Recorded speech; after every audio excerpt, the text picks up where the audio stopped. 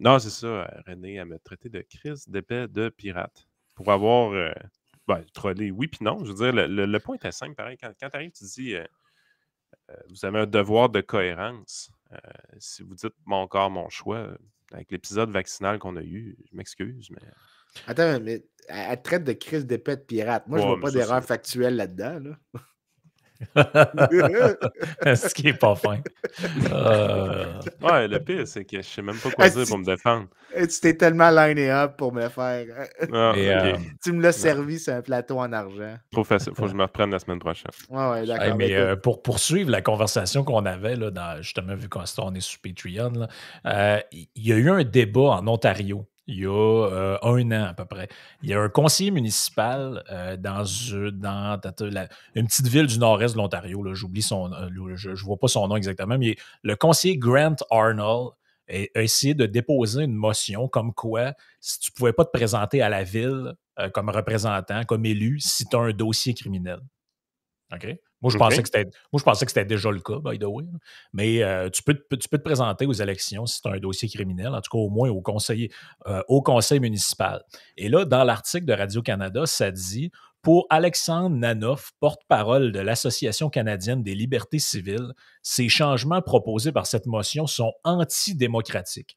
Et, dit-il, dans une démocratie qui fonctionne, ce sont les électeurs et non les élus qui décide de qui peut se présenter comme candidat, croit-il, jugeant cette motion comme étant improductive.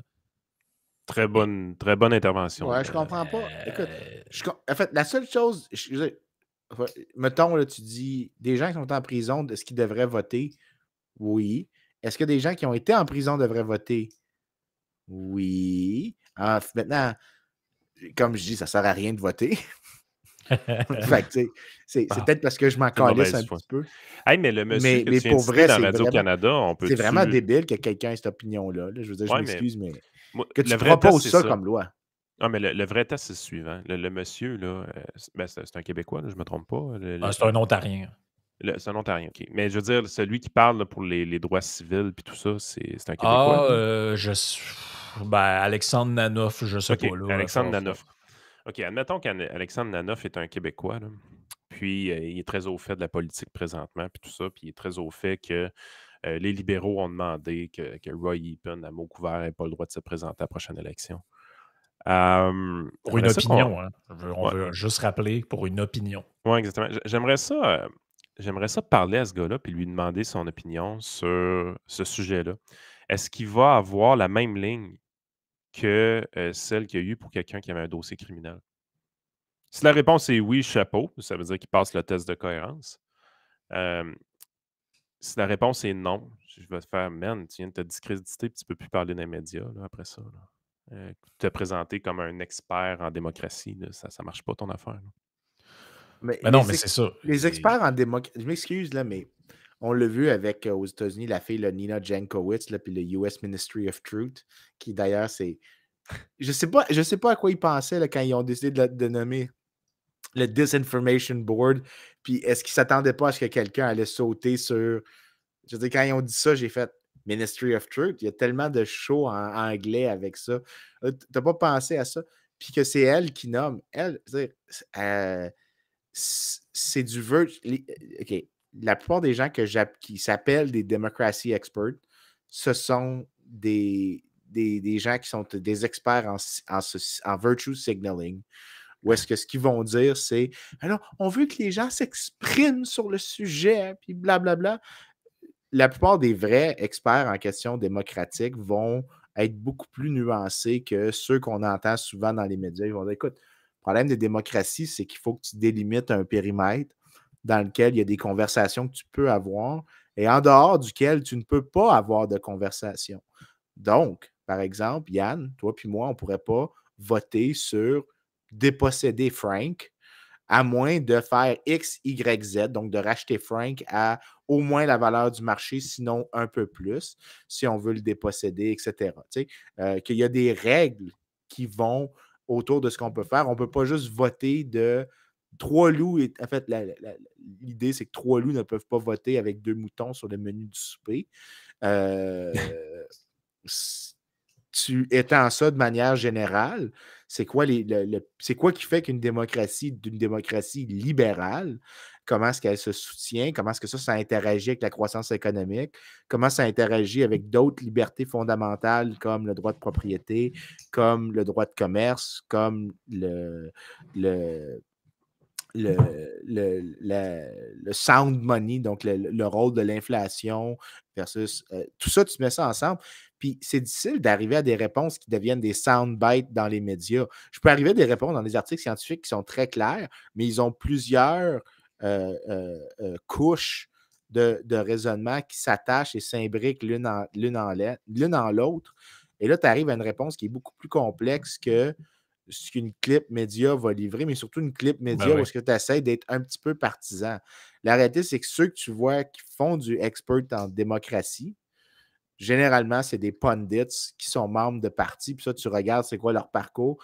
9 fois sur 10, ils vont avoir été membres d'un parti politique, ils vont avoir été actifs dans un parti politique, ils ne vont pas avoir produit de recherche dans des journaux scientifiques. Ça va être des gens qui vont avoir fait que du journalisme d'activisme ou de la politique active. Ben ouais. Ce qui n'a aucune valeur selon moi, ni un ni l'autre. Je suis sur le site de la Chambre des communes. J'ai exactement qu'est-ce qui te rend éligible ou pas au Canada si tu veux être candidat aux élections fédérales, provinciales, municipales, peu importe. Là. Tout citoyen canadien qui a le droit de vote et qui est éligible aux élections fédérales. Tout citoyen canadien a le droit de vote et est éligible aux élections fédérales, provinciales ou municipales, à part quelques exceptions, dont les suivantes. Bon, OK, si tu es en bas de 18 ans, évidemment, si tu es présentement incarcéré dans un pénitencier, mais dans le fond, même pas aux États-Unis, hein? Mais aux États-Unis, tu as le droit de te présenter, même si tu es en prison.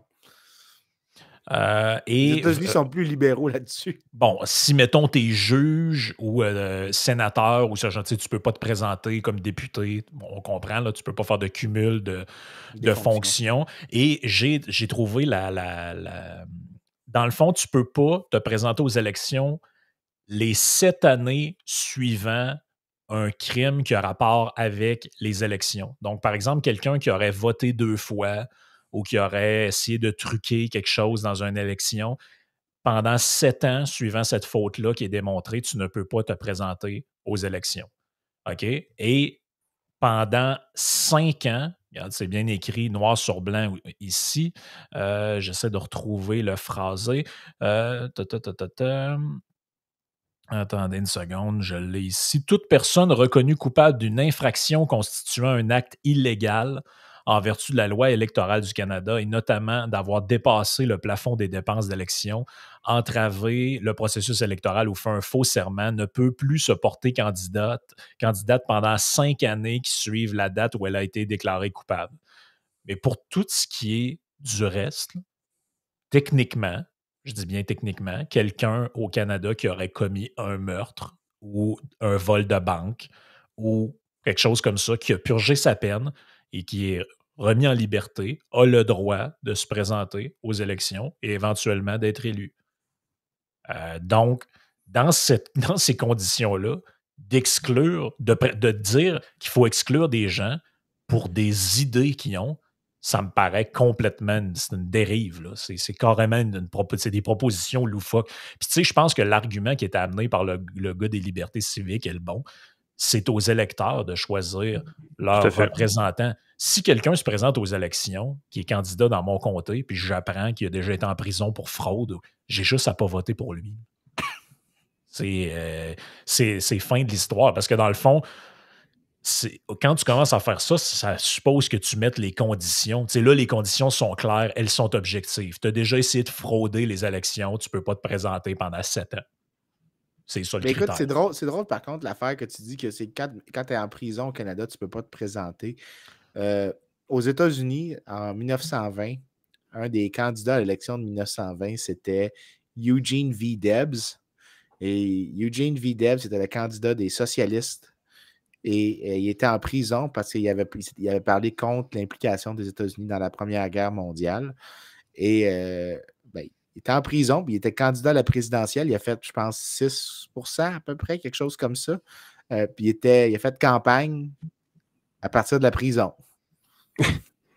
Fait que, tu sais, les États-Unis, pour tous ceux qui aiment ça facile sur les États-Unis sont plus libéraux sur à qui ils permettent de se présenter. Donc, si tu veux y aller sur ce critère-là, les États-Unis sont plus démocrates que le Canada. Ben écoute, moi, tu sais, puis la liberté aussi, ça vient inévitablement un jour. Mais tu sais, c'est le sacrifice qu'il faut faire pour tenir à cette valeur-là.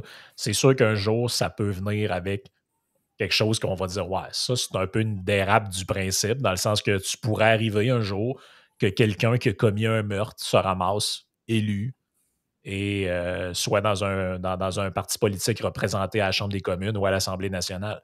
Mais est-ce que je préfère que ce cas de figure-là puisse potentiellement arriver un jour, ou je préfère qu'on mette des lois des règlements liberticides qui font en sorte que pour des cas de conscience ou des affaires louches, on va décréter que quelqu'un est inéligible aux élections? Tu sais, c'est plutôt, moi, c'est plutôt ça la question. Et c'est sûr que tout le monde se dit, ben franchement, si tu es en prison, il me semble que tu pourrais passer ton tour pour être politicien après, ça donne pas une très Comme en bonne prison, pourquoi?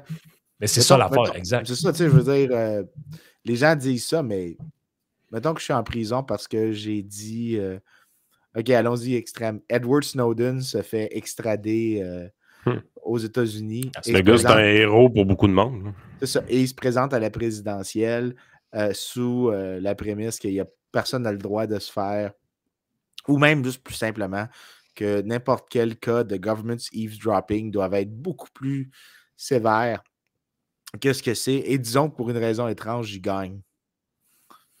C'est quoi le... Il est où le problème? Ils disent, tu dis ça, les gens vont à première vue faire « Ah ben... » C'est pour ça que je te dis, à première vue de même, si tu te poses la question aux gens, penses-tu que quelqu'un qui est en prison devrait pouvoir faire de la politique? Je suis pas mal sûr que beaucoup de gens vont te répondre non. Mais c'est vrai que si tu l'examines, mais de toute façon, ça revient un peu à l'argument d'avant, c'est pas à nous à décider de ça. C'est aux gens qui vont voter pour ces gens-là qui vont faire le choix. C'est à eux de faire ce choix-là. C'est comme ça qu'on élimine qui qui peut être élu ou qui ne peut pas l'être. Moi, je pense que ça, c'est le bon liner à avoir. C'est pour ça que pour en revenir à l'histoire de Roy Epen, qu'est-ce que Legault et Anglade viennent foutre là-dedans? Je veux toujours te dire c'est quoi qu'ils viennent faire là-dedans? Ils veulent écœurer Éric Duhaime. Oui, mais c'est plus que ça.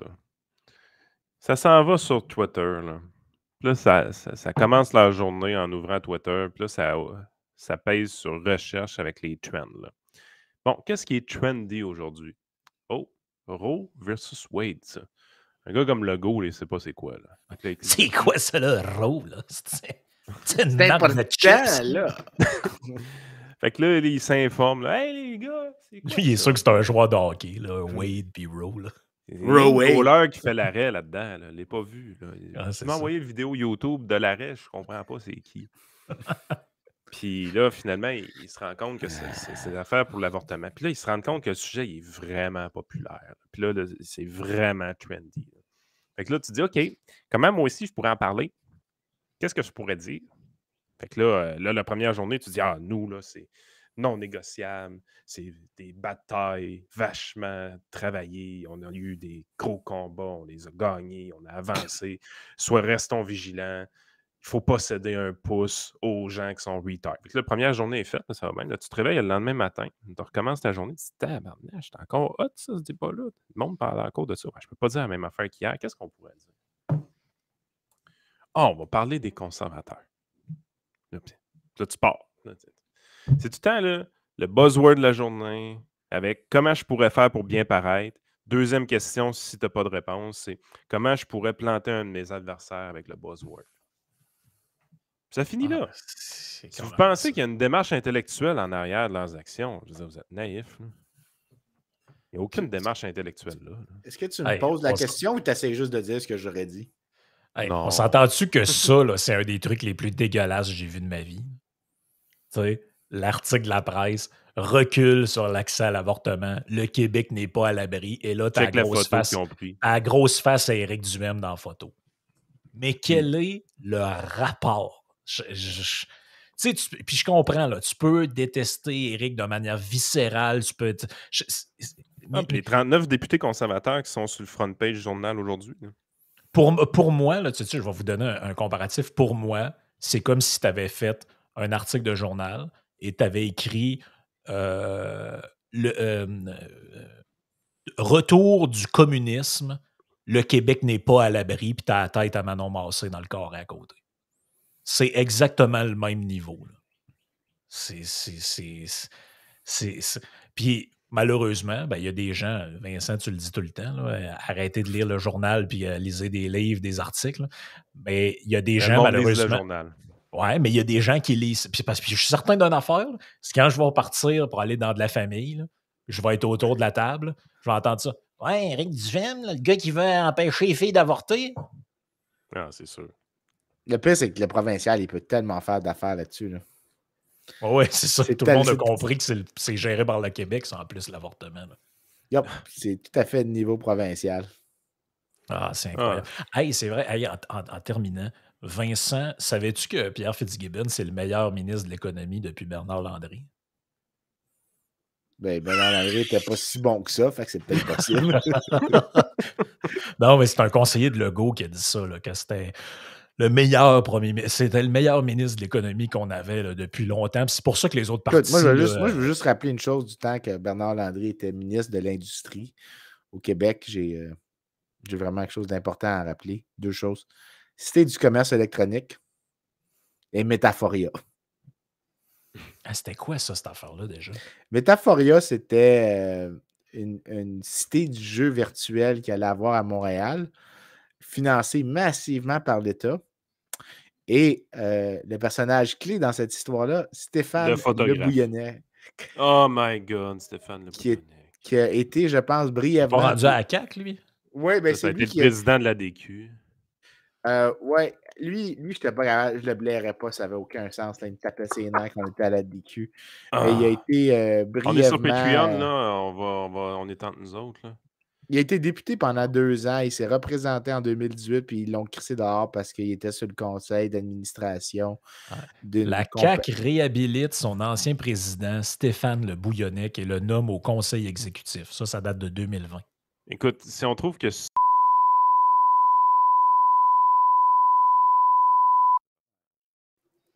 Ça, c'est-tu lui qui faisait des prêts genre à 50% d'intérêt? Oui, c'est lui, qui a été canné pendant l'élection à cause de ça. Puis ils l'ont remplacé par, je pense, Christian Dubé. Ouais.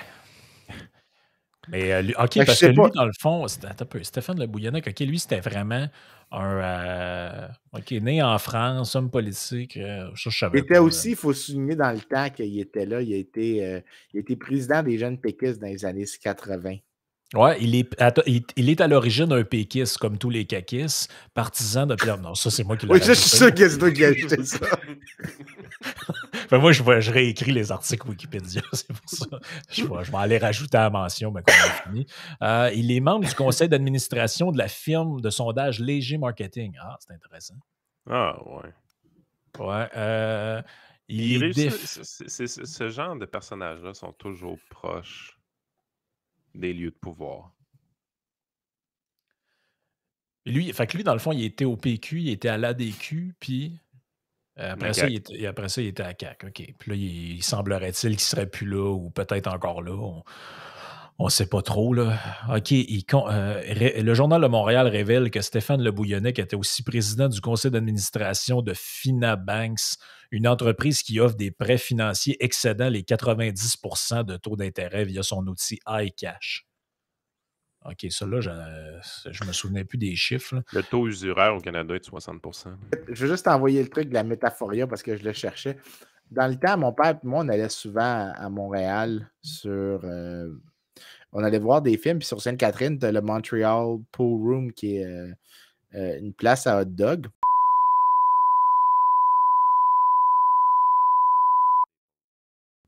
OK, ouais. Ça serait ça. Anyways, la SGF avait investi comme 15-20 millions là-dedans dans ma tête. Ça, je me souviens comme chiffre. Peut-être plus comme 10 à 15. Ouais, là, si tu checkes le lien, Frank, puis pour les gens, là, je sais qu'on est dans la partie Patreon, fait que ça se voit pas. Mais où est-ce qu'ils avaient ouvert la Métaphoria, qui était l'espèce de cité du jeu virtuel, qui a fait faillite de manière lamentable. Si tu regardes où est-ce qu'il était placé, il était à côté d'un des fameux bars de danseuses de Montréal. Oui. J'oublie tout le temps, le club Super Sec, je pense que c'était celui-là, était un à côté de l'autre. Juste à côté, tu vois Striptease, puis... Ça, c'est là, dans le fond, que tu allais manger un hot dog au non, club, mais non? Montreal Pool Room était plus bas sur Sainte-Catherine. Fait que là, si je comprends bien, là, les 2 bâtisses qui sont là ont été remplacées en 2022 par Twitch. Si je ne me trompe pas, oui. Ça ressemble à ça. Puis le rôle de Bernard Landry là-dedans, c'est quoi exactement? Bernard Landry, c'est lui qui avait dit que c'était un excellent projet qu'il fallait encourager. Ça, puis la Cité du commerce électronique. Combien de millions on a mis là-dedans? Au moins. La Cité du commerce électronique, puis ça, c'était au moins en excès de 100 millions. Facile. Ah non, mais t'as-tu la bâtisse? On a vraiment mis des dizaines de millions là-dedans. Dans ce qui était fondamentalement un cinéma. C'était un cinéma? C'était fondamentalement un cinéma. OK, puis ça, c'était supposé d'être l'avenir, ça? Yep.